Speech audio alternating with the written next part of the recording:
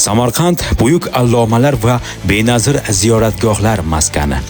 Mana shu tarixiy shaharning yuragida joylashgan, ilm va ma'rifat chashmasini yoqib kelayotgan 29-sonli umumiy o'rta ta'lim maktabi ko'p yillardan buyon minglab o'quvchilarga ilm va tarbiya berishdek ulug' va mas'uliyatli vazifani sidqidildan bajarib kelmoqda. Bu ta'lim maskani 1972-yil 1-sentyabrda o'z eshiklarini ochgan. Ilk qadamlardanoq u katta maqsadlar sari intilib 1250 o'rinli imkoniyatlarga ega bo'lgan holda bugungi kunda 2379 nafar o'quvchini qamrab olgani maktabning obro'si va unga bo'lgan xalq ishonchining yorqin ifodasidir.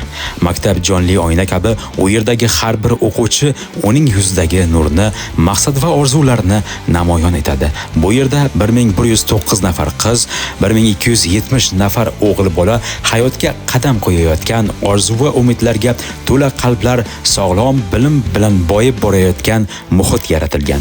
Ulardan 1272 nafari o'zbek sinflarida, 1107 nafari rus sinflarida tahsil olmoqda. Bu esa maktabning do'stlik va dunyoqarashlar xilma-xilligini yagona chorrahada jamlay olganini ko'rsatadi.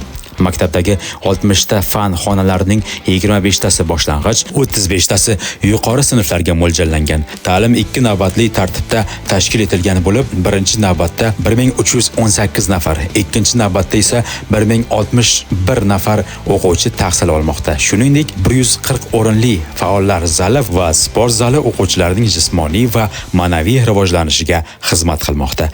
Maktabga bilim fidoyisi, oliy toifali pedagog Xoliqov Faxriddin Rashidovich rahbarlik qilmoqda. U kishining tajribasi va jamoaga bo'lgan ishonchi tufayli bugun maktabda 123 nafar malakali o'qituvchi faoliyat yuritmoqda. Ulardan 24 nafari oliy toifali, 42 nafari birinchi toifali, 38 nafari ikkinchi toifali. Shuningdek, 5 nafar o'qituvchi O'zbekiston xalq ta'limi a'lochisi, 2 nafari vazir jamg'armasi ustamasiga munosib ko'rilgan. 31 nafar ustoz direktor fondidan ustama oladi va 26 nafar esa xalqaro va milliy